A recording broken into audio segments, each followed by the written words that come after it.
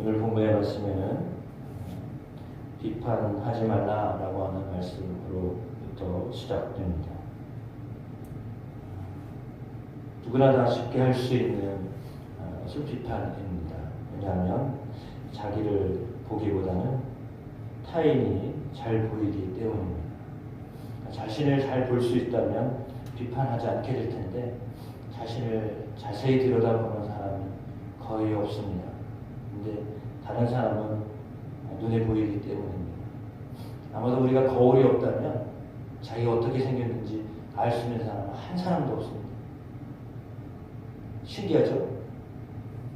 거울이 없으면 내 자신이 어떤 표정을 가지고 있고 어떤 얼굴을 가지고 있고 어떻게 생겼는지를 얼굴은 볼 수가 없어요.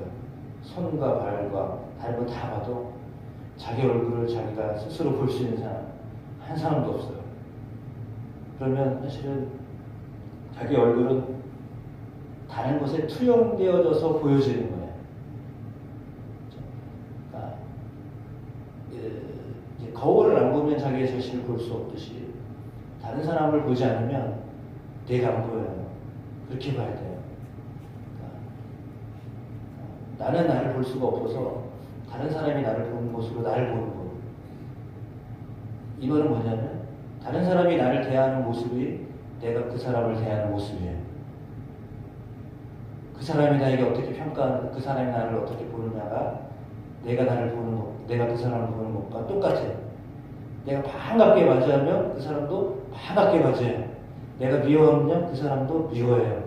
그러면 나는 나를 못 보니까 나는 내가 어떻게 하고 있는지, 내가 어떻게 생겼는지를 몰라요. 그러면 그 사람이 하고 있는 걸 보면 알아요. 그 사람이 나에게 어떻게 하느냐를 보면 아, 내가 저 사람이 저렇게 하고 있구나. 그렇게 보시면 거의 맞아요. 그러니까 그 사람이 나에게 살갑게 하고 있다라고 하면 내가 그 사람에게 살갑게 하고 있는 거예요. 내가 정말 저 사람하고 자꾸 이야기하고 싶다 그러면 그 사람이 나에게 자꾸 말 걸어오고 있는 거야. 근데 그게 아니라 나를 봐도 쌩하고 나를 봐도 이렇게 좀 서먹서먹하고 이러면 내가 지금 그 사람에게 그렇게 대하고 있는 거예요. 그 사람이 나를 그렇게 대하고 있는 게 아니라 그 사람이 나에게 이렇게 내가 그 사람에게 그렇게 대하고 있는 거예요. 그렇게 봐야 돼요. 그게 정확하게 나를 보는 거예요. 나는 나를 볼 수 없기 때문이에요. 우리는 우리 자신을 몰라요. 남의 평가에 의해서 내가 평가되는 거지 나 스스로 평가는 과한 평가를 하기가 쉬워요. 이만하면 됐어, 이 정도만 돼 라고 생각하기가 쉬워요. 근데 반면에 좀 내면적이고 우울증이 좀 심한 분들은 자기를 너무 축소시켜요. 그래서 나는 별것도 아니야, 있으면 뭐해, 뭐 이런 생각이 들어요. 이게 이제 자존감이 낮은 사람은 그래요. 대부분 이제 내적인 사람들이 대부분 그래요. 왜? 자기를 보기 때문에 그래요. 그러니까 그렇게 너무 자기를 보는 사람도 사실은 문제예요. 왜냐면 자기를 너무 잘 알고 있어서 이게 하나도 너무 잘 알면 이게 살아갈 힘과 용기가 안 생겨요. 왜? 자기를 너무 잘 알아요. 그러니까 그런 분들은 조심스러워요. 말 한마디가 그 사람에게는 엄청난, 우리는 평상시 말을 했는데 그걸 곱씹거든요. 그러니까 내면을 자꾸 보는 사람은 한마디 던지는 게 핵폭탄 던지는 것과 똑같아요. 우리는 별거 아닌 말이에요. 그냥 평상시 말이 했는데 그분은 그 말이 핵폭탄으로 다가. 그러면 그 말이 파장을 일으켜가지고 감당해야 돼요. 근데 표현을 안 해요.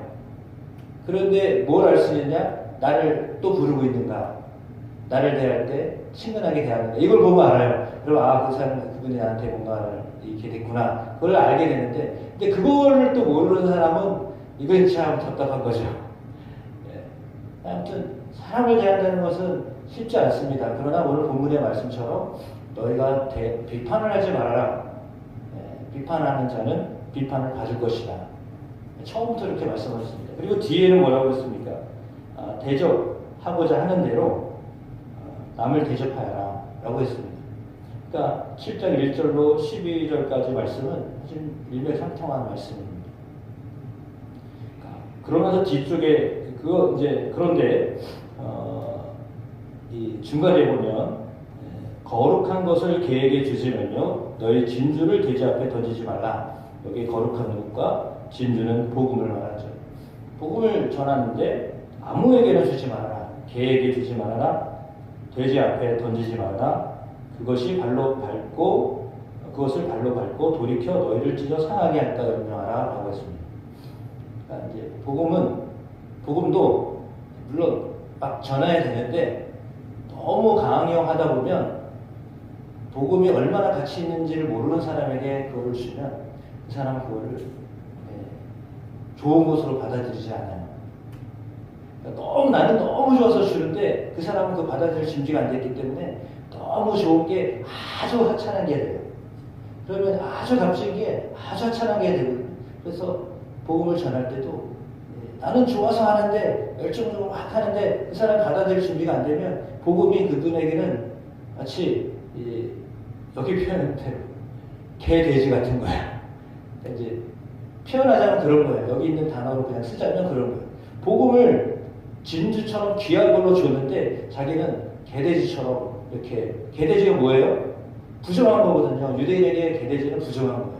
그걸 줬다고 생각을 해보세요. 그러니까 나에게 좋은 걸 줘야 되는데 부정한 걸 주니까 그 사람이 그걸 받아들일 수가 없죠. 왜냐하면 그 준비가 안 되어 있기 때문에.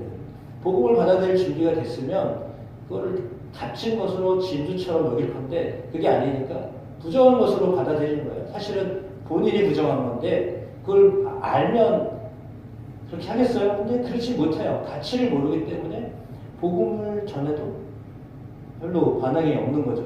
오히려 복음을 무시하죠. 그러면 복음이 너무 귀하고 값진 것인데 그 가치를 모르고 오히려 그 사람은 뭐라고 얘기했어요? 자기야 잘하지. 이렇게 되는 거예요. 그러면은 복음이 완전히 너무 좋고 귀하고 한데 그 복음의 가치가 떨어지는 거잖아요. 그리고 그 사람에게 뿐만 아니라 다른 사람에게도 그걸 전해요, 그 사람은. 그러면 이거는 복음을 어떻게 전해야 되느냐? 정말 지혜롭게 전해야 돼요. 그러니까 막무가내 막 준다고 해서 되는 게 아니에요. 물론 그럴 때가 있어요. 우리가 부흥사 중에도 당신 죽는다 이 말을 해서 얼마나 기분 나쁜 말이에요. 근데 그 말이 꽂히는 사람이 있거든요. 그 영적 상태에 따라서 그 말이 들리는 사람은 은혜죠. 그게 은혜잖아요. 당신 이거 안 믿으면 예수 안 믿으면 죽어. 이 말이 그냥 귓가에 계속 쟁쟁거려가지고 그 말씀이 들리면 은혜인데 그게 아니라 이게 하찮은 걸로 들리면 사실은 복음이 오히려 그에게는 역효과가 나는 거예요. 그렇게 좋은 것도 그 사람은 좋은 게 하나도 아니에요. 귀찮은 거예요, 오히려. 그렇게 돼요. 그러니까 때가 있든지 상태가 있는 거고. 근데 그거를 분별을 해야 돼요. 그러니까 이 상황을 봐서 전하셔야 돼요. 그 사람의 그건 뭐냐면 그 사람 입장에서 이 사람이 어떻게 받아들일까를 생각하고 그 사람의 이 상황을 하나님 앞에 구하여서 이분이 복음을 정말 받아들일 만한 그런 준비가 됐는가 그걸 알고 전하셔야 돼요. 그렇지 않으면 역효과가 나는 거예요. 상처가 돼요. 그분에게도 상처가 되고요. 나에게도 상처가 돼요. 아니 나는 열심히 복음 전했는데 왜 저래?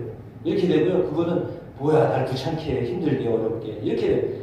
복음은 아무 문제가 없는데 전하는 사람도 상처받고 받은 사람도 상처받고 그렇게 돼요. 그래서 분별력이 필요합니다. 그분의 입장에서 우리 전하는 사람의 열정이 중요한 게 아니라 그 사람의 마음의 상태가 중요해요. 그래서 전하긴 전하되 사람에 따라서 지혜롭게 하실 필요가 있습니다. 그래서 때로는 이렇게 강하게 했다가도 어떨 때는 그냥 막 풀어놨다가도 이런 거 해야 되는데 그걸 우리가 어떻게 알아요? 하나님의 마음을 달라고 성령께 구하면서 복음도 그렇게 전하게 되시기를 축복합니다. 구하면 주실 것이고 찾으면 찾게 될 것이고 문을 두드리면 너희에게 열릴 것이다 라고 말씀하셨습니다. 이 본문을 이렇게 문맥상으로 따져보면 우리가 영혼을 향하여 구하면 하나님이 얻게 하실 것이고 찾으면 찾게 하실 것이고 두드리면 열리게 하실 것입니다. 물론 이 말씀을 내가 필요로 하는 어떤 소원으로 놓으면 그 말씀에 맞는 그런 적용이 되겠지만 내가 한 영혼을 향한 마음으로 이 말씀을 적용시키면 구하고 찾고 두드리면 하나님이 다 그렇게 또 역사하시는 하나님이세요. 어디에 이 말씀을 적용하느냐에 따라서 달라지는데 하나님은 어떤 하나님이요? 악한 자라도 좋은 것 자식에게 줄 줄 알거든 하물며 너희 하늘에 계신 너희 아버지께서 구하는 자에게 좋은 것으로 주시지 않겠느냐. 네, 하나님은 구하면 좋은 걸 주시는 분이십니다. 우리가 앞에 찬송가 369장 불렀던 것처럼 구하지 않아서 얻지 못하는 거예요. 구하면 얻게 됩니다.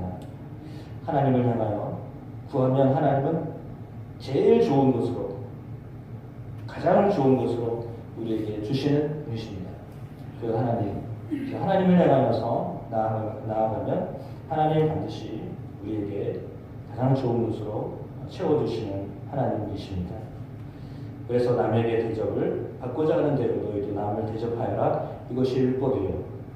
그러니까 먼저는 대접을 하는 것이 우선입니다. 그러면 대접을 받게 되는 거죠.